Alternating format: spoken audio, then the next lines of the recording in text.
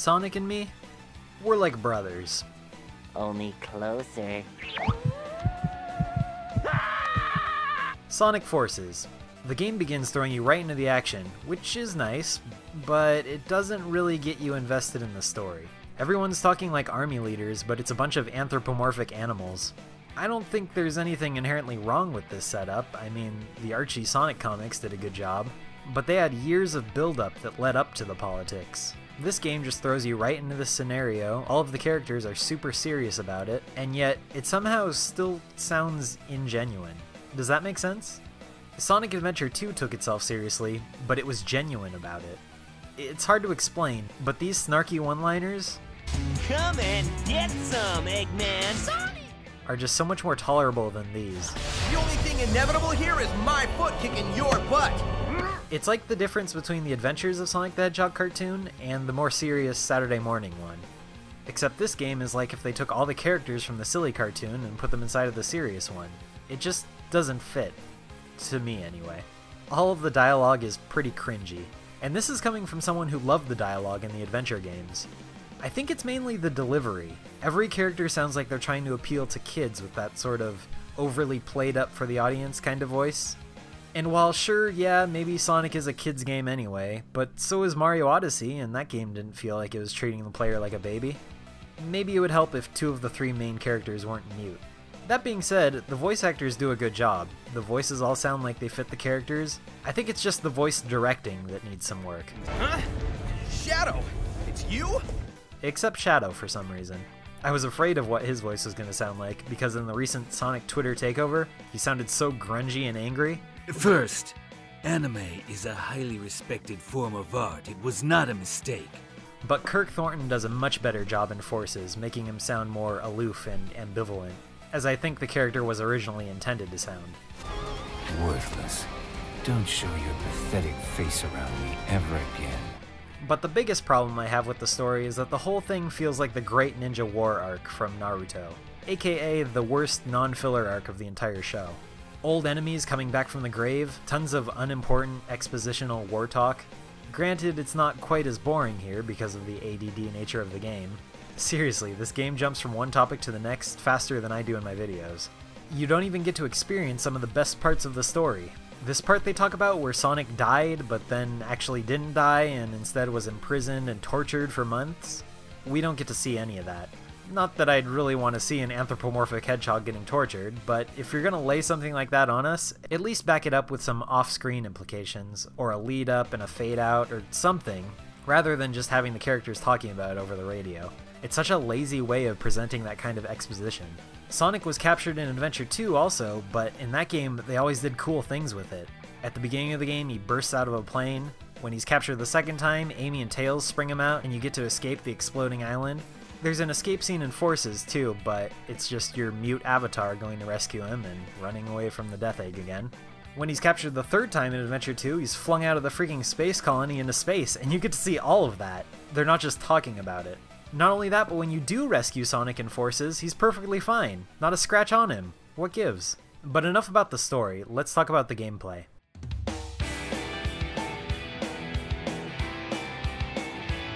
If you're watching this video, I'm sure you know that there are 3 different playstyles: Modern Sonic, Classic, and the customizable Avatar character. At first glance, Modern Sonic plays much like he does in Generations, but everything feels a little more slippery than it did before. The slippery momentum is fine when you're running forward in 3D, but the vast majority of this game takes place in the 2D side-scrolling mode, and they expect you to do a lot of precision platforming. Slippery momentum is terrible for precision platforming, and this sloppiness carries into your jump arc. If you jump from a standstill, your character will only move a couple feet to the side, and if you jump while running, you fling yourself across the screen. And they took out the drift! Why did they take out the drift? It would come in handy here, but instead... Whoa! It's because everything's so automated now. They don't expect you to make the turn yourself. In most cases, the game just makes the turn for you. Except here, apparently. I don't want the 3D sections to be automated. These are normally the parts of the game that are the most fun to control. At least they were in Sonic Unleashed and in Generations. In fact, it's the exact opposite. I'd rather have the 2D sections automated. Those parts are slow and annoying.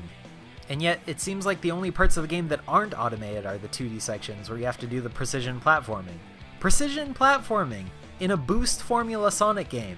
Why is this the focus? That's probably why they brought back the useless double jump too. Seriously, the double jump does practically nothing. Oh, people liked Sonic Colors. Sonic Colors had precision platforming and double jump. Let us put that in Sonic Forces too. Sonic doesn't need a double jump. And on top of that, the double jump being the same button as the homing attack is just sloppy. Why did they have to replace the basic forward dash homing attack with a double jump? The homing attack is so much more satisfying. The custom character plays similarly to modern Sonic, but with a few subtle differences that make them even more annoying to control.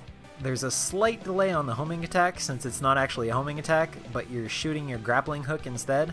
You can't target enemies or objects with the grappling hook until the game decides you can. A lot of things the game just grapples onto for you automatically. As for the customization, it's alright. You unlock a ton of different costume options as the game progresses. But I have one question. Why can't you give him chest fur? Why is his main thing that you can customize his clothes? None of the other male Sonic characters wear clothes. Look at this hat! Look at it!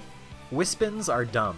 It's so much more satisfying using the homing attack as Sonic than it is shooting with weapons. And heck, even Shadow the Hedgehog had better weapon gameplay. It was used as a supplement to the normal Hedgehog gameplay in that game, rather than as a necessity as it's used in this game.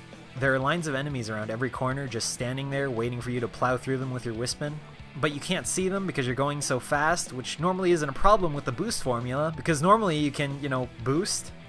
But you can't boost with the Avatar character. It's a joke. If they were gonna have a character with weapons like this, they should have slowed him down a bit more, given them the adventure style rather than the boost style with no boosting. I want to talk about the Lightning Wispin in particular. It serves as a replacement to the Lightspeed Dash from the adventure games in Unleashed. Whereas in those games you can just press one button at the beginning of a trail of rings and instantly zap along it, here you have to first equip the Lightning Wispin, then you have to collect the Lightning Wisp, then when you actually go to use it, there's often a huge delay in between when you press the button and then when you actually start trailing along the rings. On top of that, you have to hold the button down while you're doing it. There are so many times when I went to use this technique, but because the delay was so long, I didn't think it was working, so I let go of it early, only to have my character fling himself halfway through the trail of rings and then plummet to his death. Why is there so much weird automation in this game? That's been like the #1 complaint with modern Sonic games for years. How can Sonic Team be this out of touch? Am I so out of touch? No, it's the children who are wrong. There's this common notion that modern Sonic games sort of play themselves. They're just games where you boost to win. I've never believed that until this game. This game is boost to win, except for the 2D sections and some of the sidestep sections. But those parts are annoying. If I wanted precision platforming in a 2D game, I'd play the classic Sonic games. And if I wanted sidestepping, I'd play Sonic Dash. Yeah, this is like the same thing. And don't even get me started on the classic gameplay. It hasn't gotten any better from Generations. In fact, it feels worse. Mainly because of the level design, I think. It's just straightforward lines with pits, none of the fun slopes the classic games are known for, not even any of that puzzle platforming from Sonic CD. You gain speed slowly when going downhill while rolled in a ball. The jump arc feels weird. Why didn't they just port over the engine from Mania? They took the drop dash from Mania, but it doesn't work without the slopes. Plus, people have already said it, but his inclusion just seems like a second thought. Like it was just tagged on so in the marketing they could say, "Hey, you guys like classic Sonic, right? Well, here he is. You liked him in Generations and in Mania, right? He's in this one too." And thanks for everything. Yeah, thanks for beating those like 4 levels, and that one boss, I guess. Again, this game is going for the quantity over quality approach that Sonic Lost World and Sonic Colors went for. The stages are short, almost every single one can be beaten in under 3 minutes on your first playthrough. Less stages, but longer thought out ones would be so much more satisfying. There's this moment near the end of the game where you get sent into this null dimension, and you think, oh man, Sonic and the Avatar are gonna have some kind of deep introspective moment, and it's gonna be a huge deal trying to break out of here. They'll have to pull all the strings to get out of this one. Nah, they just run really fast and then they're out of there in about 15 seconds. There's no time to get invested in anything in this game, and I say that as an ADD gamer. This game is like ultra ADD. And this is a minor thing, but why did they have to use the main theme like this?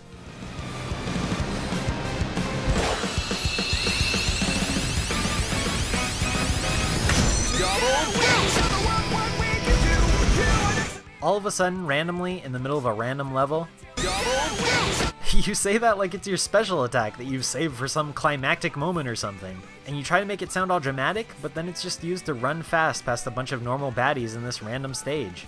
Why would you squander the main theme of the game like that? The final boss. I'm not going to spoil the visual part of it, but it's a sidestep boss. A sidestep boss. It plays like a boss from Sonic Dash, the cell phone game. All of that being said, the game looks beautiful. It's obvious more time and effort went into the graphics than the gameplay.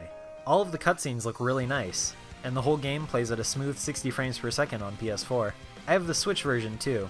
That one plays at 30 frames per second and has some pretty big graphical limitations, but it's a fair trade-off for the portability. Also the soundtrack. It wouldn't be a Sonic game without good music. Even if all the music isn't for me, I do appreciate all the vocal tracks. I love vocal tracks in games.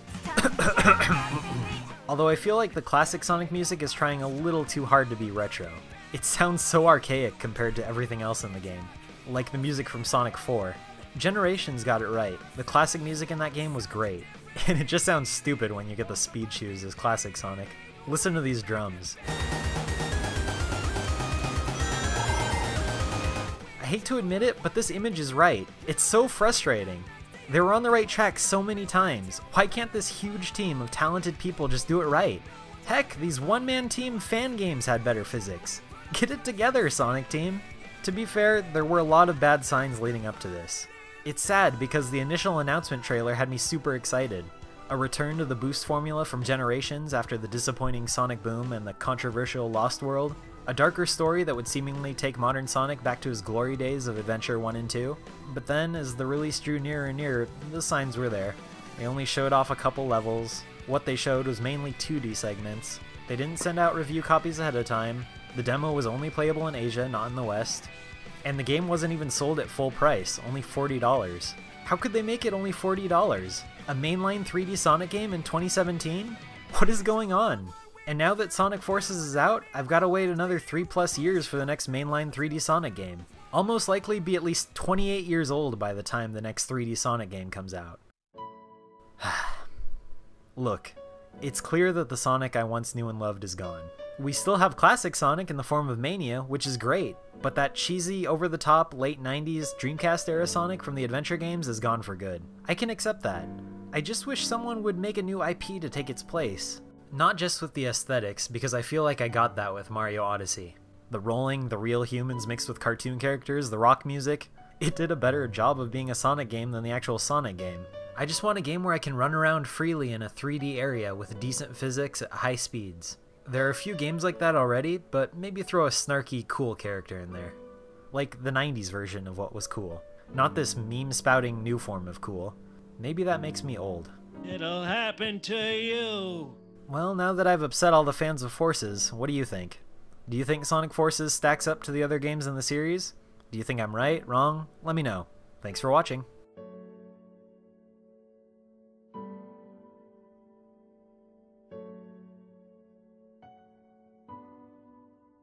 Baldy nose hair!